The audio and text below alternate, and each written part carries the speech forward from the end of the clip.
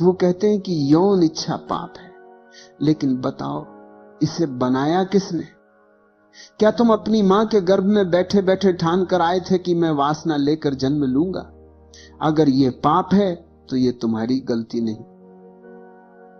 फिर कसूर किसका है? अगर भगवान है तो उसी ने दी, तो सवाल उस पर होना चाहिए, तुम पर नहीं। पर मजा देखो, धर्मगुरु, पंडित, समाज सब तुम्हें दोषी ठहराते। वे कहते हैं कि इसे दबाओ, इसे छिपाओ, इसे मार डालो, और तुम भी मान लेते हो कि दोष तुम्हारा है। तुम्हारा मन अपराध बोध से भर जाता है। तुम सोचते हो मैं गिरा हुआ हूं, मैं पापी हूं, लेकिन मैं कहता हूं यहां तुम्हारी कोई गलती नहीं। ये ऊर्जा प्रकृति का वरदान है। यौन इच्छा तुम्हारे जीवन की धड़कन है। अगर इसे निकाल दो तो मनुष्य अस्तित्व ही खो जाएगा। तुम न होगे, प्रेम न होगा, जीवन न होगा। समझो, यही ऊर्जा जब अचेतन रहती है तो वासना बन जाती है, और जब जागरूकता से देखी जाती है तो यही ऊर्जा प्रेम और ध्यान में बदलती है। वासना तुम्हें गुलाम बनाती है, लेकिन जागरूकता वही शक्ति तुम्हें मुक्त कर देती है। पाप इच्छा में नहीं है, पाप तुम्हारी मूर्खता में है कि तुम उसे समझे बिना दबा रहे हो। तुम्हारी सारी मुसीबत वहीं से शुरू होती है जहां से तुम दबाना शुरू कर देते हो। जैसे ही कोई बच्चा जवान होता है, भीतर ऊर्जा उमड़ने लगती है। प्रकृति ने यह बाढ़ बहाई है ताकि जीवन आगे बढ़े, लेकिन समाज तुरंत आकर कहता है ये मत करो, वो मत सोचो, ये पाप है। अब बच्चा उलझ गया, ऊर्जा उभर रही है भीतर से और बाहर से डंडा बरस रहा है। तुम्हें लगता है कि दबाने से इच्छा मर जाएगी, लेकिन इच्छा मरती नहीं, बस रास्ता बदल लेती है। तुम्हारे सपनों में घुस आती है, तुम्हारी कल्पनाओं में जहरीली बेल की तरह फैल जाती। तुम जितना दबाते हो उतना ही वह गहरी और हिंसक हो जाती। यही कारण है कि तुम बाहर से संत दिखते हो, भीतर से रोगी हो। चेहरे पर गंभीरता का मुखौटा है, लेकिन आंखों के पीछे भूख की आग जल रही है। बाहर तुम पवित्रता की बातें करते हो, भीतर तुम उसी वासना में डूबे रहते हो। यह तुम्हारा दोहरापन है, यही तुम्हारी बीमारी है। तुम सोचते हो दबाने से तुम धार्मिक हो रहे हो, असल में तुम बीमार हो रहे हो, क्योंकि दबाने से ऊर्जा कभी खत्म नहीं होती, वो विकृति बन जाती। यही वजह है कि साधु भी रात में सपने देखते, पंडित मंदिर में पूजा करता है और भीतर औरत के बारे में सोचता है। ये पाखंड क्यों है? क्योंकि जड़ को दबा दिया गया है, और दबाने से जड़ और गहरी हो गई। तुम ये भूल गए हो कि ये इच्छा तुम्हारी दुश्मन नहीं, ये तुम्हारी शक्ति। प्रकृति ने तुम्हारे भीतर जो सबसे बड़ी ऊर्जा रखी है वही यौन ऊर्जा है। इसी से जीवन जन्म लेता है, इसी से प्रेम का फूल खिल सकता है, इसी से ध्यान का द्वार खुल सकता है। लेकिन तुम इसे गंदा मानकर जमीन के नीचे दबा देते हो, और फिर अचरज करते हो कि भीतर से बदबू क्यों आ रही। यौन ऊर्जा आग की तरह, अगर समझदारी से प्रयोग करो तो वही आग चूल्हे में जलकर भोजन पका सकती, लेकिन अगर दबाव और अनदेखा करो तो वही आग घर जला देगी। तुम्हारी जिंदगी जल रही है क्योंकि तुमने इस ऊर्जा को जानने की बजाय उससे कैद कर लिया है। देखो, जितना दबाओगे उतना अपराध बोध बढ़ेगा, जितना अपराध बोध बढ़ेगा उतनी बेचैनी होगी, और यही बेचैनी तुम्हें बार बार उसी चीज की ओर खींचेगी। तुम कहते हो अब की बार गलती नहीं करूंगा, अगले ही क्षण फिर वही गलती दोहराते हो, और हर बार तुम्हारा आत्मसम्मान टूटता है। तुम्हें लगता है कि तुम हार गए। असल में हार तुमने इच्छा से नहीं खाई, हार तुमने समाज की झूठी धारणाओं से खाई। तुम्हें समझना होगा, वासना को दबाना आत्महत्या है। वह ऊर्जा है, उसे जीना है, उसे देखना है, उसे रूपांतरित करना है, लेकिन तुम उसे जीने से पहले ही रोक लेते हो, और फिर वो रास्ता खोजती है, या तो सपनों में, या तो विकृतियों में, या तो हिंसा में। यही कारण है कि समाज विकृतियों से भरा है। जहां जहां दमन होगा वहां वहां विकृति जन्म लेगी। तुम्हारे भीतर यह संघर्ष यूं ही नहीं, यह तुम्हारी गलती नहीं है, गलती यह है कि तुमने झूठ मान लिया कि इच्छा बुरी है। याद रखो, जो प्राकृतिक है उसमें बुराई नहीं हो सकती। सूरज बुरा नहीं, बारिश बुरी नहीं, फूल की खुशबू बुरी नहीं, तो फिर यौन इच्छा कैसे बुरी हो सकती? यह भी उतनी ही प्राकृतिक है जितनी सांस लेना। समस्या यह नहीं कि इच्छा है, समस्या यह है कि तुम उसे समझ नहीं पाए, और समझे बिना जो भी दबाया जाता है वही जहर बनता है। मनुष्य की सबसे बड़ी भूल यही है कि उसने प्रकृति के विरुद्ध जीना शुरू कर दिया। जहां भी प्रकृति ने सहजता दी, वहां मनुष्य ने अपने नियम थोप दिए। प्रकृति ने तुम्हें यौन ऊर्जा दी, तुमने उसे पाप कह दिया। प्रकृति ने तुम्हें भूख दी, तुमने उपवास बना लिया। प्रकृति ने तुम्हें हंसी दी, तुमने गंभीरता ओढ़ ली। प्रकृति ने तुम्हें रोना दिया, तुमने आंसू छुपा लिए।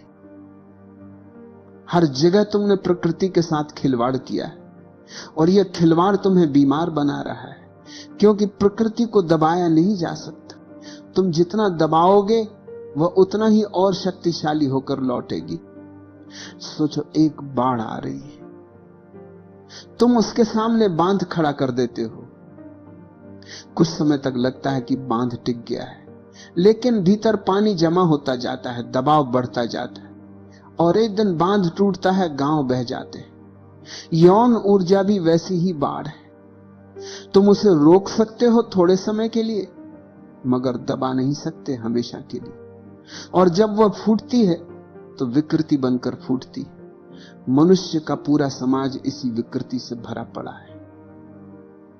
तुम्हें लगता है कि साधु सन्यासी बड़े पवित्र हैं, अंदर जाकर देखो, उनके सपने अश्लील हैं। दिन में वे राम राम करते हैं, रात में उनके भीतर वही इच्छा हिंसक रूप ले लेती है। इसलिए तुम बार बार सुनते हो कि वही लोग जिन्हें समाज ने पवित्रता का ठप्पा दिया, वही सबसे अधिक पाखंडी निकले, क्योंकि उन्होंने दमन किया। धर्म ने तुम्हें सिखाया इच्छा को मत जियो, लेकिन धर्म ने कभी यह नहीं बताया कि इच्छा को समझो। धर्म ने कहा वासना छोड़ो, लेकिन यह नहीं बताया कि वासना कैसे प्रेम में बदलती है। धर्म ने तुम्हें अपराध बोध दिया, मार्ग नहीं दी, और अपराध बोध सबसे बड़ी बीमारी है। जिसके भीतर अपराध बोध है वह कभी ध्यान में नहीं उतर सकता। यौन इच्छा प्रकृति की सबसे बड़ी ऊर्जा है। सोचो, एक छोटा सा बीज धरती में गिरता है और वृक्ष बन जाता है।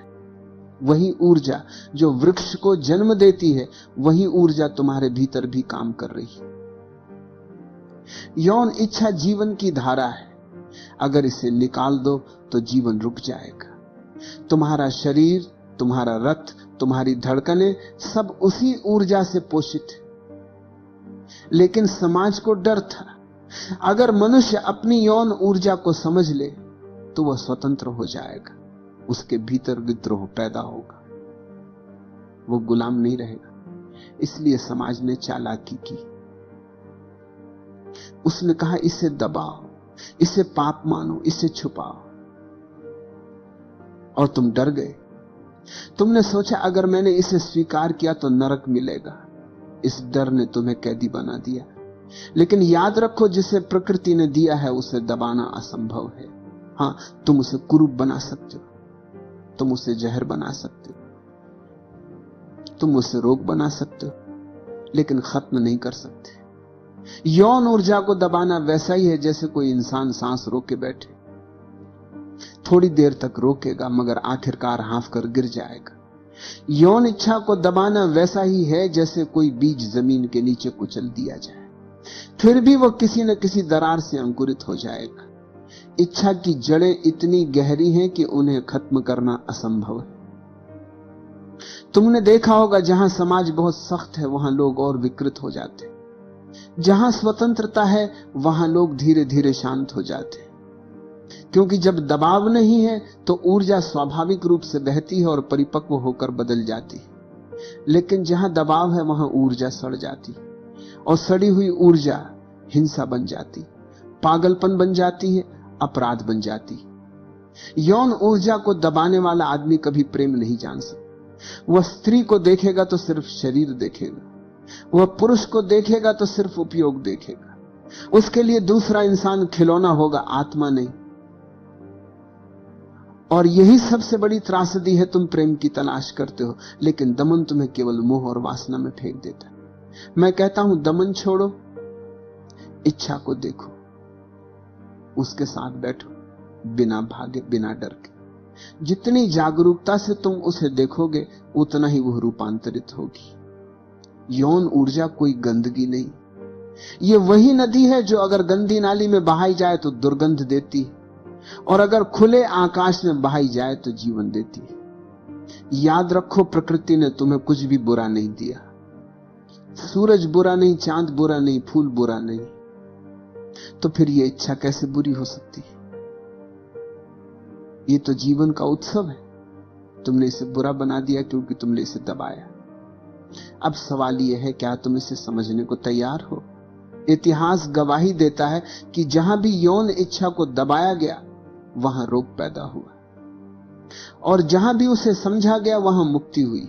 जरा मध्ययुगीन यूरोप की तरफ देखो।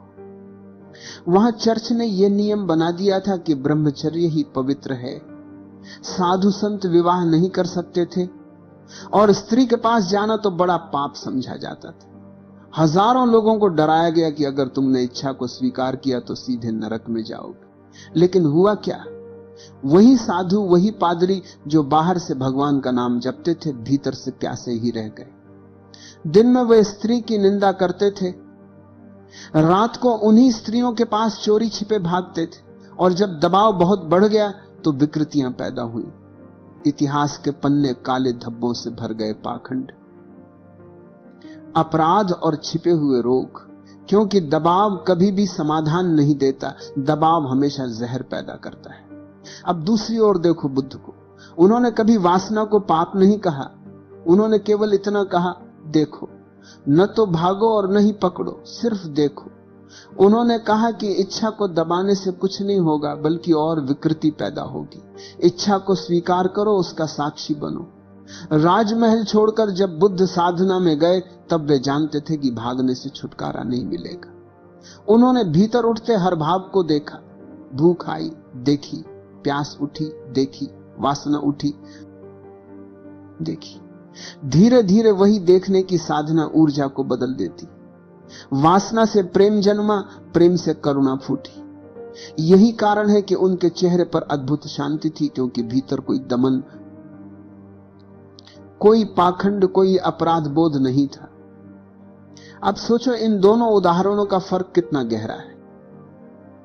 एक तरफ यूरोप का चर्च है जिसने दबाया और पूरी सभ्यता को अपराध बोध से भर दिया।